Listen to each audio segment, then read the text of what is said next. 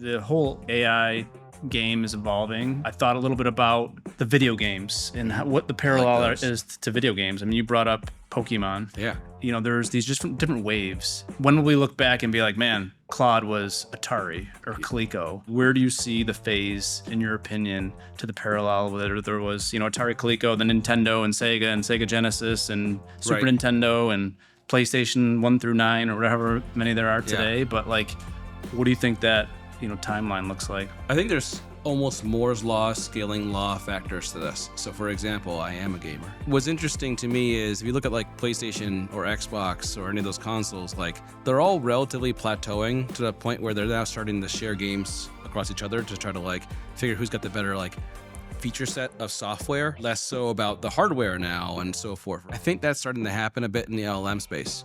So there's this great graphic that shows like all these different vendors like Anthropic and OpenAI, and it shows when they first launched their first model. X-axis is time. It shows over time, each model that they release is on the Y-axis and how smart it gets. And you see everybody's really spread out in the first year or two, right? Everybody's got different degrees of how good they are.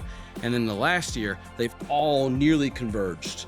Like they're all within 10 to 15 points of each other now, from open source vendors to closed source vendors, right? So you ask like, what's changing in the market? How is it applying to like games and so forth in terms of like its knowledge set? I think it's becoming more commoditized.